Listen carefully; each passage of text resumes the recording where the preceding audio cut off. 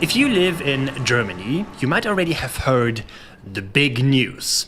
Google Street View is being updated. Yes, it really is. Well, and if you're not living in Germany, you now might think, why the heck is that even news? Well, the situation is like this. The service Google Street View exists since 2007, and today it's available on basically every phone and in almost every European city.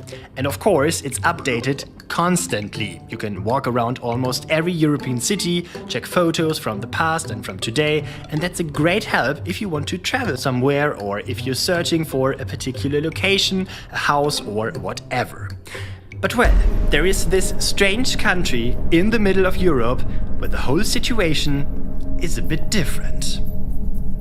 You might have seen that before. Germany is a huge white spot on Google Street View. If you want to find recordings of streets, you will only find them of bigger German cities like Berlin or Munich or Cologne, for example. But those rare recordings are now up to 15 years old. So if you want to find a location, it might look totally different today.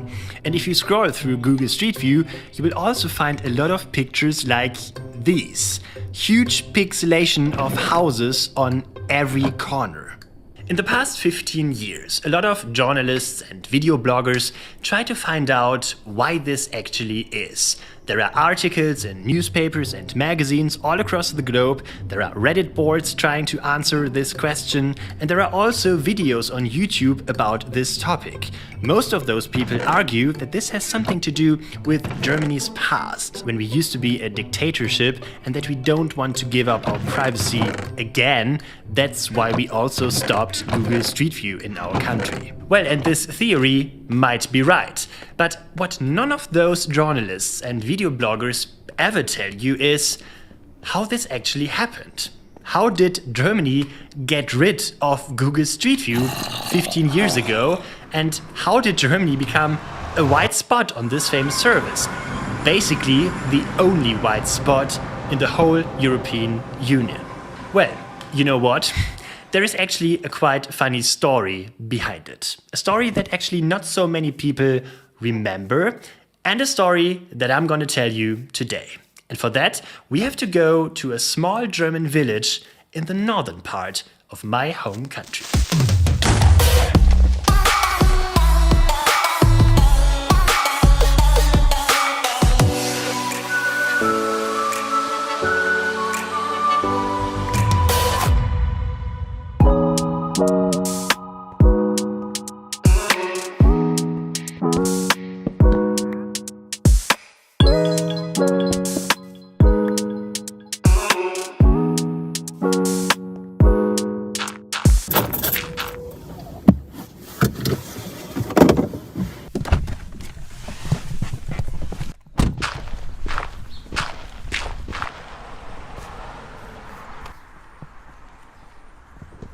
So, here we are. Welcome to MooseSMP, a small village around 40 minutes away from Hamburg, a village that only has about 5,000 residents, a few historic houses, a lake, and that's basically it. But this small village plays a quite important role when it comes to the history of the internet in Germany. It all started in summer 2008. Google Street View was already available in some parts of the US, and in Europe, the company started taking pictures with their camera cars. Most countries in Europe didn't bother at all.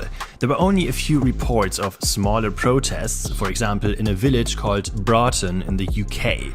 Some angry residents of that village blocked a driver of a Google Street View car who was filming their neighborhood. But this protest wasn't really a protest against Street View in general. There used to be some burglaries in the neighborhood at that time, and the residents feared that there could be more if a camera car would film their property. However, the small protest was over very quickly, and today Broughton is available on Google Street View like every other village. But not like that in MooseSMP. It's the beginning of September 2008 when the first local newspapers start to report on a protest that is forming in this small village in the northern part of Germany. A man called Reinhold Harvard is quoted. At the time, he is the leader of the local CDU, which is the Conservative Party in Germany. "We won't put up with that. We don't want our houses to be seen on the internet," Harvard tells the newspaper Lübecker Nachrichten. Also, some members of the parliament responsible for this region are quoted. They say they fear that Google's data could be misused by criminals. Unlike in Broughton in the UK, the protest in MooseSMP isn't over that quickly. Reinhold Harvard, the local politician, a few months later tells the newspaper Taz, in the event that Google turns up in MooseSMP, he wants to call the police. What Google is doing is using the roads for commercial purposes, he says, and this, at least according to Harvard, has to be registered under the Road Traffic Act. The politician also indirectly threatens to fuel a protest in the village. If a Street View car would show up in MooseSMP, the locals might stop it. The funny thing about all this, at that time Google doesn't even plan to take pictures in MooseSMP. But just a few days later, also other politicians of other political parties start to support the protest. All 22 local politicians together plan to pass a resolution, and also the mayor of the village at that time, Roman Hoppe, supports this plan. This situation, this little protest in MooseSMP is so unusual and so interesting for the media that more and more newspapers, radio channels and TV stations start to report about it, and soon the local debate in MooseSMP isn't a local debate anymore. It becomes a political issue all over northern Germany. More and more data privacy advocates start to put pressure on Google and start to threat the company by suing it. For example, they urge Google to pixelate the fronts of houses if residents want it. Google reacts quite quickly and explains that this request will be complied with. But this doesn't help at all. In the following months, many new demands from several data protection officers and politicians follow. The data protection officer of the German state of Schleswig-Holstein, where MooseSMP is located, Thilo Weichert, claims the requirements for the legal creation and publication of digital street views on the internet have so far not been fully met. He demands that Google should enable internet users to mark their houses with a mouse click and prevent it from being photographed in advance. Google should also contact the cities before taking pictures, and they should inform the residents about the planned photo shoots. In addition, Weichert recommends that residents lodge an objection with the German Google branch in Hamburg. Should Google not comply with this, he will intervene. Violations of data protection rules could be punished with up to 250,000 euros, he warns. Meanwhile, in Molfsee, the politicians try to find a loophole in the German law to stop Google from photographing their streets. A commercial photo shoot with a slow-moving car could be an administrative offense and might be punished, the mayor of the village explains in a television report. And that is the point when the protest against Google Street View starts to spread nationwide. Also in other regions in Germany, villagers come up with the craziest ideas how to stop the tech giant from photographing their streets. In the town of Ratingen in Germany's west, the city council decides to demand a fee from Google.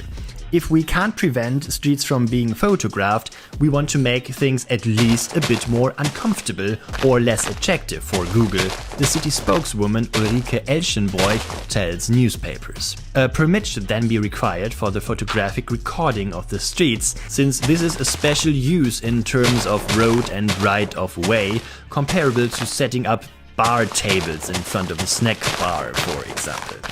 The town of Ratingen wants to charge a fee of 20 euros per kilometer of road, which would be 6,100 euros for the entire city area.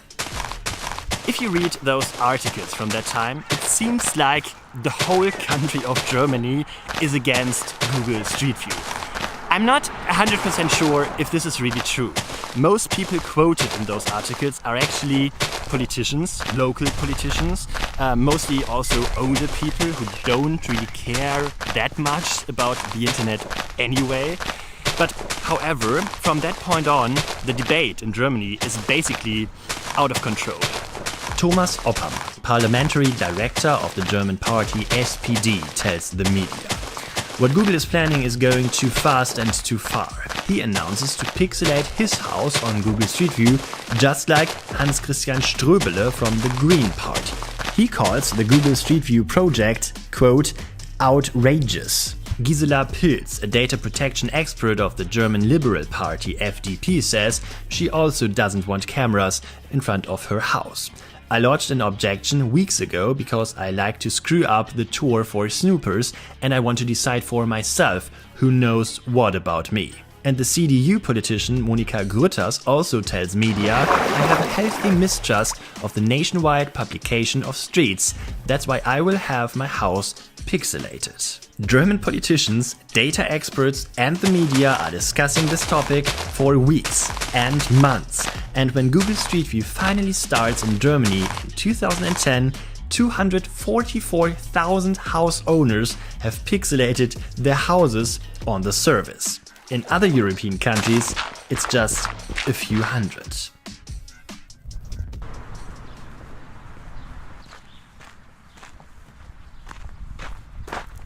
The consequence of all that is, in the year 2011, Google finally is so annoyed by this German debate that the company finally stops its service Google Street View in our country. In a blog post, the company says the following. We want to inform you that we will be driving in Germany again at the end of March to improve Google Maps. These are the same cars that we used for Street View, but we have no plans at this time to display the captured images in Street View. And that basically is the situation until today. If you take a look at Google Street View now, you will only find the old recordings of larger cities from 2008. Since that day, not a single new Street View recording of a German road has been published ever again. The reason why all of that happened and why Germans are obviously so obsessed with privacy compared to other European countries has been discussed several times since then. If you know the history of our country, you know we've been through a lot. First of all, there was Nazi Germany. During that time, the Hitler Party NSDAP had some kind of a spy network. One of its most important tasks was the observation of political opponents, parties and currents. Therefore, their members spied on friends and neighbors and colleagues and reported it to the secret state police, also known as Gestapo. After the war, parts of Germany, the GDR, until 1989 were under the influence of the Soviet Union, a communist regime, and spying on people was part of the everyday life. Privacy basically didn't exist. So some theories say that all of that left some kind of a German trauma that still exists today. Well, people from other countries, of course, cannot really understand that. The American journalist Jeff Jarvis calls the whole situation regarding Google Street View in a comment from 2010 embarrassing. Germany, what have you done? The journalist asks. Germany, you have desecrated your cities and you have set a dangerous precedent for the future. In Germany, he argues, the so-called freedom of panorama applies by law. This means you are allowed to take photos everywhere as long as you're standing on a public road, square, footpath, whatever, and not on private property. Only Google, he claims, is not allowed to do this. Is it because Google is an American company? Jeff Jarvis asks. I hope not. Regarding the protests against Street View, he writes, is it perhaps just a harmless chant, a fiction, created by the media that despises Google and politicians who see an opportunity to gain attraction in view of the fact that Google's market share in Germany is larger than in almost any other country in the world? I think this is possible, Jarvis writes. But criticism also comes from Germany. On the release day of Google Street View, the German journalist Ulrike Langer writes on Twitter, as of today, we're making fools of ourselves all over the world. The activist Jens Best even reacts to the situation with his own photo project. He wants to publish all the houses on a map that were pixelated by the residents on Street View. So, the most interesting question is actually, what do those people who protested here in Molfsee back in the day actually think about this whole topic today? And, well, it's a bit hard to find out. Back in the day, the protest in Molfsee was mainly supported by older citizens and politicians, and many of those have passed away since then. The politician who initiated the whole protest for the party CDU died a few years ago. And those who are still alive don't really want to talk about this topic. The local party, the CDU, of course, still exists, but they never answered my emails. I also tried to reach out to the mayor of Molfsee. He had nothing to do with the decisions in the past, but his opinion would be interesting, right? Unfortunately, also he never answered my emails. Of course, I talked to a few people on the street here in Molfsee. They all told me that they haven't been involved in the protest back then. Some also said that there wasn't even a real protest in the village. In Molfsee, an older woman told me there are a lot of rich people living here who might be afraid of their belongings. She has the feeling that the protest was initiated mainly by those people in the past, but it was definitely not a real citizen movement in the village. Who did answer my email, however, is Thilo Weichert. You remember, the former data protection officer of the region. When I asked him how he sees the protest today, he wrote, the protesters' criticism back in the day was legally justified, and it has led to a change in the process of Google and other internet companies. The data protection standards developed back then still apply today, and that's a good thing, Weichert writes. However, even though Molfsee obviously doesn't really want to talk about this topic anymore, it seems like that the people here also don't really care about this topic anymore, because just a few months back, something interesting happened. In July 2022, the Google competitor Apple rolled out its service Look Around. And guess what? Photos of basically every German city are available on this service, including, right, Molfsee. If you walk through the streets here, you won't even find any pixelation of houses. It seems like Molfsee doesn't care at all. Of course, I also try to find out what the protesters back then think about this. Once again, nobody answered. Who did answer my request, however, is the city of Ratingen, who wanted to charge Google Street View for taking pictures. You remember? A spokeswoman wrote, "The council resolution from 2009 is actually still valid, but it actually never applied. That means, so far, no online service has obtained permission from the city in advance, and there have been no penalties in this context either. The fact that the streets of Ratingen were photographed by Apple Maps about 2 years ago, as you mentioned, is not known here, and therefore no fee was charged here." Interesting, right? The news development, by the way, is this news I already told you about at the beginning of the video. A few weeks ago, Google announced that it will finally update the recordings on the available German cities.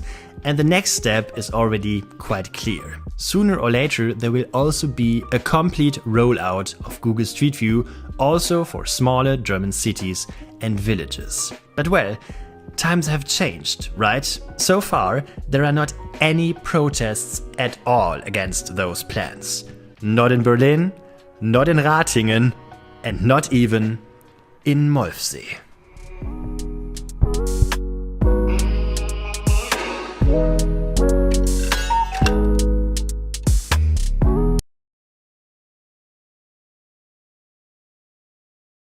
Das Bundesland Bremen ist ja generell ein etwas merkwürdiges, oder?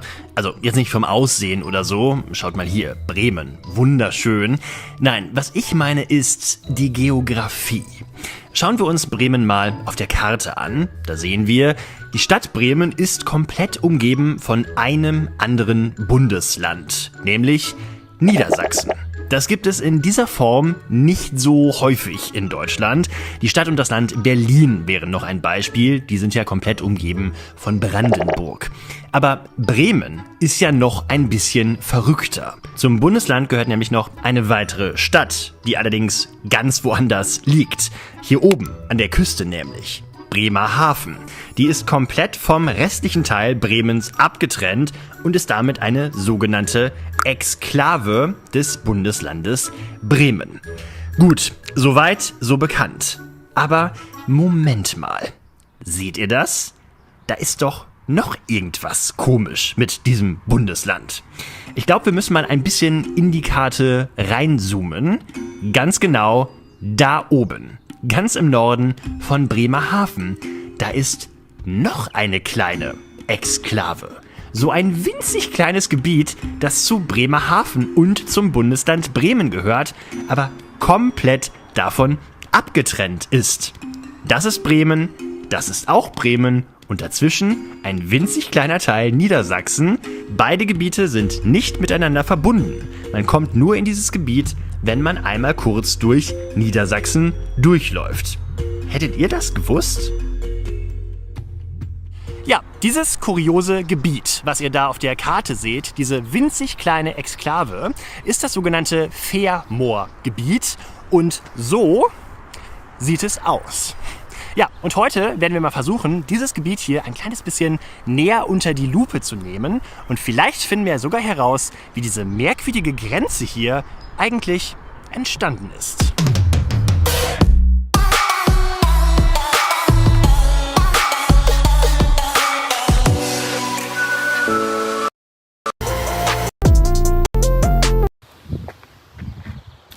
So, Freunde. If you live das Bundesland Bremen im Sand Bremens müssen wir geparkt. Angekommen in Bremerhaven, in einem kleinen Wohngebiet. Hier habe ich jetzt mal geparkt, denn von hier aus müssen wir zu Fuß weiter. Denn die kurioseste Grenze Bremerhavens und Bremens liegt mitten in der Natur. Da kommt man nicht mit dem Auto hin, glaube ich zumindest. Ich glaube, hier links müssen wir die Straße rein. Schauen wir mal, ob wir es finden. Ja, das scheint korrekt zu sein. Da laufen wir doch mal durch.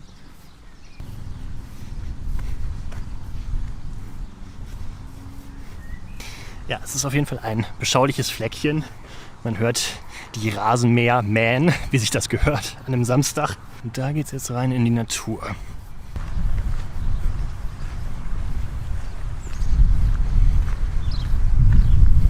Herrlich. So stelle ich mir meinen Ausflug vor, oder? Die Vögel zwitschern, überall schöne Natur. Da sind Ziegen, da hinten sind Pferde. Alles dabei, was man sich vorstellen kann. Ja, ich würde aber sagen, bevor wir unsere kleine Exklave gleich erreichen, halte ich es doch für angebracht, wenn wir vielleicht erstmal die großen Exklaven verstehen. Ich habe das ja eben schon mal gesagt, Bremen ist in seiner Konstruktion ein etwas ungewöhnliches Bundesland mit seinen 2 auseinanderliegenden Städten. Wie ist das eigentlich entstanden? Die Verbindung zwischen Bremen und Bremerhaven existiert eigentlich schon ziemlich lange, auch wenn die beiden Städte weit auseinander liegen. Im 19. Jahrhundert, um genau zu sein, brauchte die Stadt Bremen einen Hafen an der Mündung der Weser in die Nordsee. Der Stadt ging es wirtschaftlich immer besser und der Handel wäre sonst kaum noch machbar gewesen. Aus diesem Grund wurde 1827 ein Staatsvertrag mit dem Königreich Hannover geschlossen. So entstand die heutige Stadt Bremerhaven. Die Entstehung der deutschen Bundesländer hingegen ist noch nicht so lange her. Am 21. Januar 1947 wurde das Bundesland Bremen gegründet und diese Gründung war mit ein paar Hürden verbunden. Wir sprechen hier von der Zeit nach dem Zweiten Weltkrieg. Deutschland lag bekanntermaßen in Schutt und Asche und die Besatzungsmächte hatten das Land unter sich aufgeteilt. Hier im Nordwesten des Landes hatten die Briten das Sagen. Auch die Stadt Bremen wurde von den Briten erobert und trotzdem änderten sich die Besitzverhältnisse kurz danach. Denn auch die Amerikaner wollten ein Stück vom Kuchen abhaben.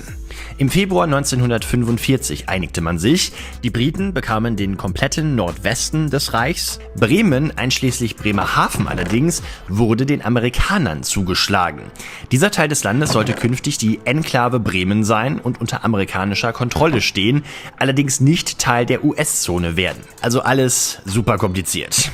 Ein Jahr später wollten die Briten dann ihre Besatzungszone in 4 Länder aufteilen. Eines davon sollte Niedersachsen heißen und auch Bremen und Bremerhaven hätten eigentlich dazugehören sollen. Die Amerikaner allerdings waren auch damit nicht einverstanden. Sie wollten Bremen und Bremerhaven lieber zu einem eigenen Bundesland machen. So, und jetzt die große Frage: Warum so kompliziert? Was hatten die Amerikaner von dieser merkwürdigen Regelung? Nun, die Gründe sind exakt dieselben wie damals im 19. Jahrhundert. Die Amerikaner, die den Süden Deutschlands eingenommen hatten, benötigten einen Hafen. Einen Hafen, den es im Süden nun mal nicht gibt. Also bekamen sie Bremen, inklusive Bremerhaven, ein seit Jahrhunderten eingespieltes Team. Und seitdem bilden diese Städte, obwohl sie an 2 völlig unterschiedlichen Orten liegen, ein Bundesland.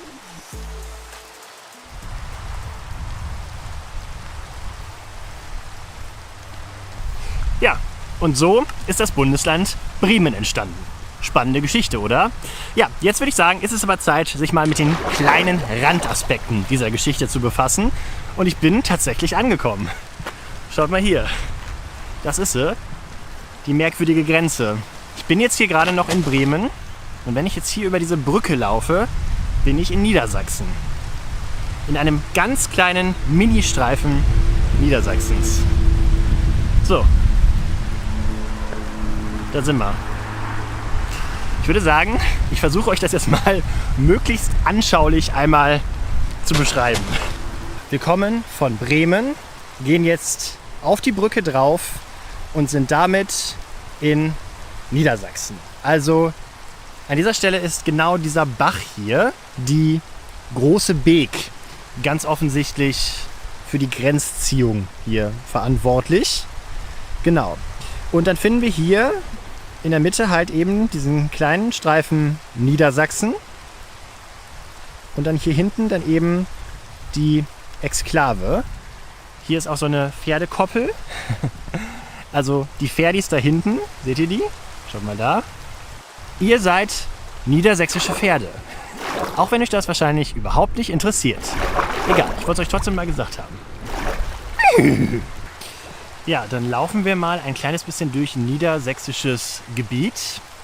Und hier sehen wir auch, dass hier tatsächlich in diesem schmalen Streifen auch Grundstücke sind, zumindest. Und mir scheint, dass da auch das ein oder andere Haus steht.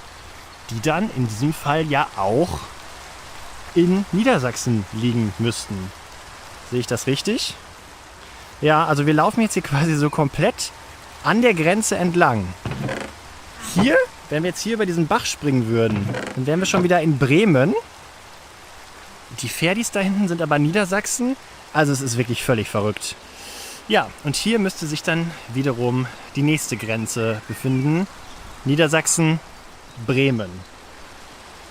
Das passt ungefähr, genau. Und ich vermute, dass sie genau hier ist. Jupp. Weil hier ist nämlich auch nochmal so ein kleiner Bach oder so ein kleiner Graben oder sowas. Ich vermute, dass der direkt auf der Grenze liegt. Genau so ist es. Spannend, oder? Ja, und damit sind wir wieder in Bremerhaven, beziehungsweise im Bundesland Bremen. Das, wo ich jetzt hier gerade stehe, ist tatsächlich dieser mysteriöse Exklaventeil, komplett abgetrennt vom restlichen Bundesland. Irgendwo da hinten. Ja, soweit, so kurios. Jetzt stellt sich natürlich die große Frage, was zum Henker soll das? Wie ist diese merkwürdige Grenzführung hier entstanden und auch diese merkwürdige Exklave hier? Und ich mache ja dieses Format hier auf YouTube nun schon ein kleines bisschen länger. Und tatsächlich bin ich noch nie so derart an meine Grenzen gestoßen bei der Recherche wie bei diesem Thema. Ich habe versucht, in verschiedenen Quellen zu recherchieren, wie das hier entstanden ist. Ich habe auch verschiedene Leute angefragt, die sich so ein bisschen mit Bremerhaven und Bremen und der Geschichte auskennen sollten. Aber alle waren gleichermaßen ratlos und tatsächlich auch ein bisschen überrascht, dass überhaupt jemand diese komische Frage stellt. Denn offenbar macht sich über diesen merkwürdigen Grenzverlauf niemand mehr irgendwelche Gedanken. Eine Stelle, die konnte mir schließlich dann doch noch weiterhelfen, und zwar das Stadtarchiv Bremerhaven. Die können mir zwar auch nicht mit 100%iger Sicherheit sagen, wie diese Grenze hier entstanden ist, aber sie haben zumindest eine sehr einleuchtende Theorie und die geht so.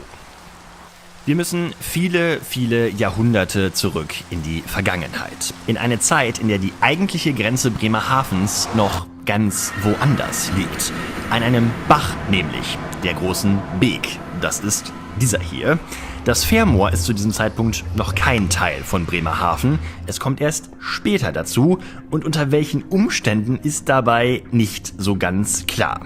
Die Besitzverhältnisse des Fährmoors, so hat es mir das Stadtarchiv erklärt, sind offenbar schon im Mittelalter ziemlich umstritten. Man geht aber davon aus, dass das Gebiet dann um etwa 1500 durch die Gemeinde Lehe in Besitz genommen wurde. Das ist die Vorgängergemeinde Bremerhavens, heute als Bremerhaven-Lehe bekannt. All das ist auch in einem schriftlichen Dokument aus dem Jahre 1871 nachzulesen. Dieses belegt laut dem Stadtarchiv eindeutig, dass das Fährmoor in dem besagten Jahr zu Lehe gehörte. Ja, und wie ist jetzt dieser kleine niedersächsische Streifen hier zu erklären? Nun, die Niedersachsen wollten zu diesem Zeitpunkt offenbar die Hoheit über diesen Grenzbach, die große Beek, nicht abgeben. Und daher, so zumindest die Theorie des Stadtarchivs, einigte man sich. Dieser schmale Geländestreifen blieb in Niedersachsen und das Fährmoor wurde zur Exklave. Und daran hat sich bis heute nichts geändert. Ja, heute wird ganz offensichtlich nicht mehr um dieses Gebiet hier gekämpft. Ganz offensichtlich denkt auch kaum noch irgendjemand drüber nach, dass das hier doch eine etwas merkwürdige geografische Konstruktion ist. Das Fährmoor gehört heute zum Bremerhavener Stadtteil Leherheide, besteht vor allem aus Waldgebiet, aber auch, wie der Name schon sagt, einem Moor, dem letzten und einzigen Hochmoor im Bundesland Bremen. Das ist doch mal so ein kleines Politikum, denn dieses Moor droht auszutrocknen und die Stadt und das Bundesland versuchen, das noch irgendwie zu retten. Aber das führt jetzt vielleicht ein bisschen zu weit und ist eine Geschichte für ein anderes Mal.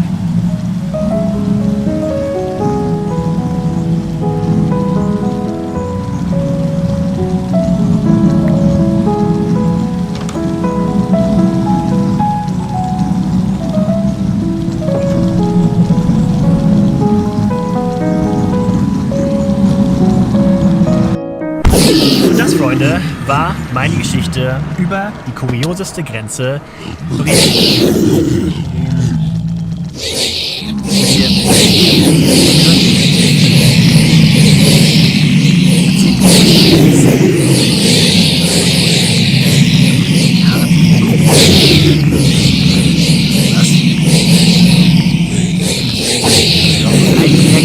Grenzverlauf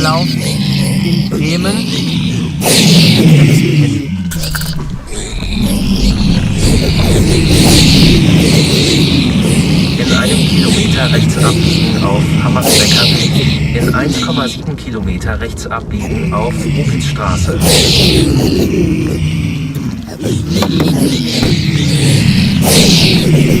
Ja, und damit herzlich willkommen in Bremen, dem Ort, der inzwischen eine gewisse Bekanntheit erlangt hat, weil er nämlich die Heimat des Moderators Jan Böhmermann ist und in seinen Sendungen redet er immer mal wieder davon, unter anderem auch von diesem China-Restaurant da, was ihr hinter mir seht, im Augunder Garten. Da soll er damals als kleines Kind immer gegessen haben. Das interessiert uns heute aber alles nicht. Wir sind ja kein Gossip-Magazin. Wir interessieren uns für die Grenzführung hier in diesem Stadtviertel, denn die ist mindestens genauso merkwürdig wie Bremerhaven und Pfermoor. Ja, ihr mögt es kaum glauben, aber auch hier, ganz in der Nähe des Aumunder Gartens, finden wir eine weitere Exklave des Bundeslandes Bremen. Genauer gesagt ist es ein winzig kleines Wohngebiet, das nicht mit dem restlichen Teil Bremens verbunden ist. Die Grenze führt hier, das sehen wir hier ganz gut, einmal quer über diesen Kreisverkehr drüber. Hier ist Bremen.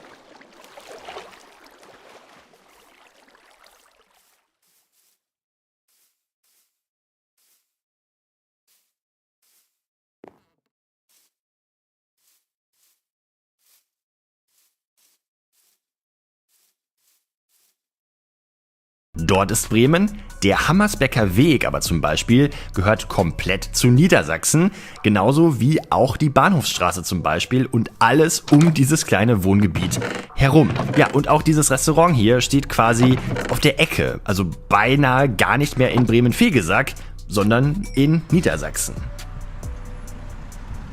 So, ich zeige euch jetzt nochmal hier ein anschauliches Beispiel aus der Wirklichkeit. Wir stehen jetzt hier direkt vorm Kreisel, schaut mal da, und stehen jetzt hier laut Karte in Bremen. Jetzt machen wir mal Folgendes, und zwar bestenfalls ohne überfahren zu werden. Laufen wir jetzt mal kurz auf den Kreisel drauf. Ja, Leute gucken schon wieder alle total verwundert. Was will der Mann hier? Warum filmt er so einen völlig langweiligen Kreisel?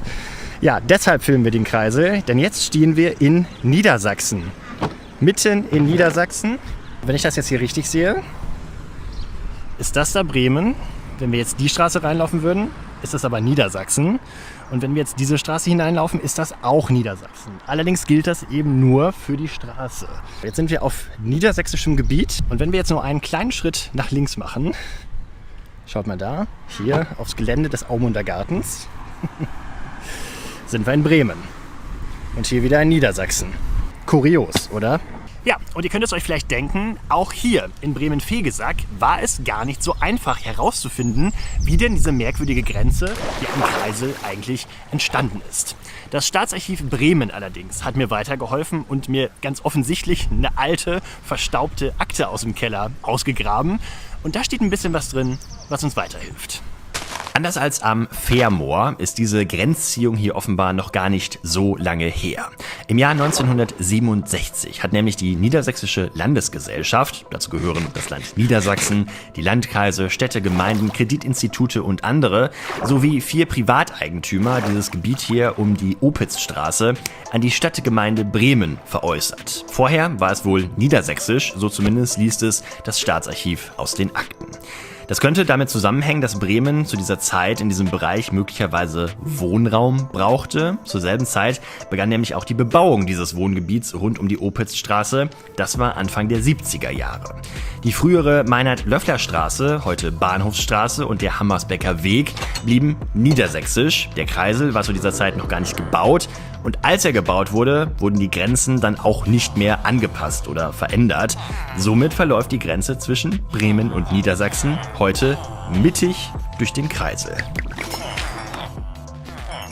Ja, auch wenn diese kuriosen Grenzverläufe, wie zum Beispiel auch am Fährmoor, heutzutage eigentlich nicht mehr wirklich Thema sind und auch eigentlich keine große Rolle spielen, hat diese Grenze hier in Bremen-Vegesack durchaus in den vergangenen Jahrzehnten Diskussionen ausgelöst. Spätestens in den 70er Jahren, als das Land Niedersachsen nämlich eine kleine Grenzberichtigung vorschlug, die hätte nämlich ziemlich große Auswirkungen auf dieses Wohngebiet hier gehabt. Viele Grenzen zwischen Bremen und Niedersachsen waren damals ziemlich willkürlich gezogen und eine solche Berichtigung hätte die Sache ein bisschen vereinfacht.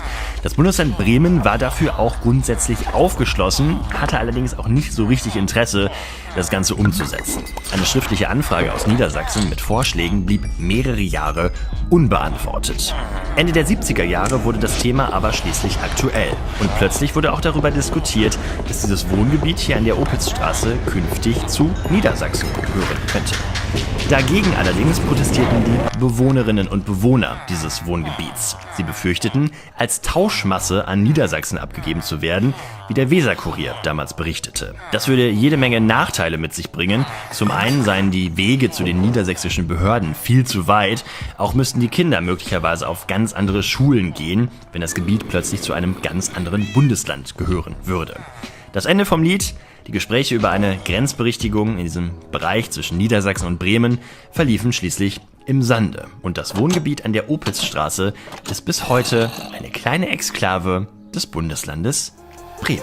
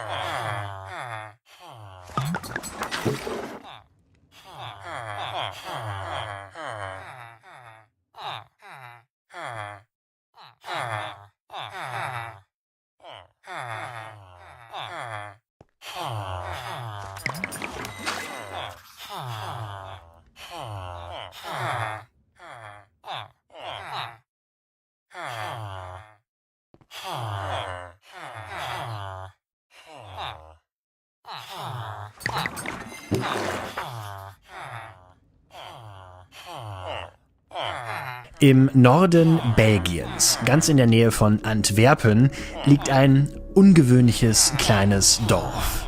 Doel heißt es. Und eigentlich ist es ein Dorf wie jedes andere. Hier gibt es eine Kirche, einen Friedhof, ganz normale Wohnviertel, und dieses Atomkraftwerk direkt daneben. Tatsächlich ist Doel aber ganz und gar nicht normal. Denn in diesem Dorf in der Nähe von Antwerpen wohnt niemand mehr. Also fast niemand zumindest. Doel ist ein echtes Geisterdorf. Die meisten Häuser sind runtergekommen und verlassen. Überall sieht man nur noch Relikte einer Zeit, die irgendwie stehen geblieben scheint. Aber vom typischen Dorfleben ist hier schon lange nichts mehr übrig. Da stellt sich doch die große Frage, was ist hier passiert? Warum ist Doel verlassen? Warum verfallen die ganzen Häuser hier? Und warum will offenbar niemand mehr in diesem kleinen Dorf leben? Eine Sache, die kann ich schon mal verraten. Dieses Atomkraftwerk, was ihr dort hinter mir seht, hat mit der ganzen Geschichte überhaupt gar nichts zu tun. Das, was ihr dort hinter mir seht allerdings, umso mehr. Dies ist die spannende und ziemlich traurige Geschichte des verlassenen Geisterdorfs Doel.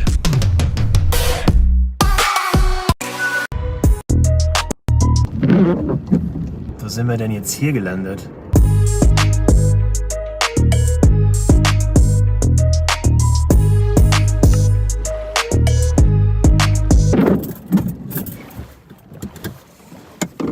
Freunde, ich bin angekommen in Doel und eine Sache kann ich schon mal sagen. Es ist ein wilder Ritt, um hier hinzukommen. Man muss nämlich erstmal durch so ein unfassbar riesiges Hafenterminal durchfahren. Mit riesigen Schiffen, riesigen Kränen, riesigen Lastwagen, die die ganze Zeit um einen herumfahren. Und man fühlt sich wirklich total fehl am Platz da mit seinem kleinen Privatauto. Dann war noch so eine Brücke gesperrt. Ich habe mich 5-mal verfahren. Hab's jetzt aber geschafft. Ich bin da und jetzt begeben wir uns mal auf eine kleine Entdeckungstour durch Doel.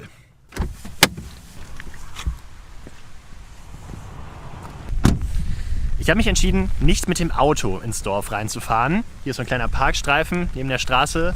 Da ist das Atomkraftwerk. Zum einen, weil ich glaube, dass wir sehr viel mehr vom Dorf sehen werden, wenn wir da gleich mal einen kleinen Spaziergang durchmachen und nicht mit dem Auto durchkneistern. Zum anderen aber auch ist es offenbar nicht ganz so gerne gesehen, wenn man da ständig mit dem Auto durchfährt.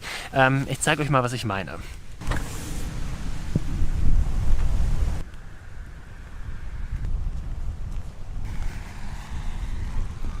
So, hier sind wir am Ortseingang von Doel. Und wie ihr schon seht, das hier ist kein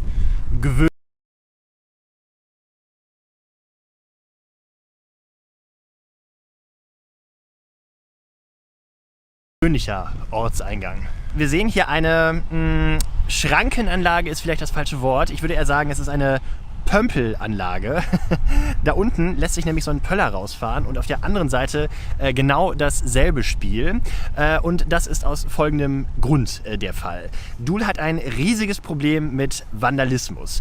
Doel hat auch ein riesiges Problem mit Jugendgruppen, überwiegend, so las ich zumindest, aus den Niederlanden, die dann hier an den Wochenenden hinfahren und Rambazamba machen und Gruseltourismus und so weiter und so fort. Und deswegen werden hier an bestimmten Tagen vor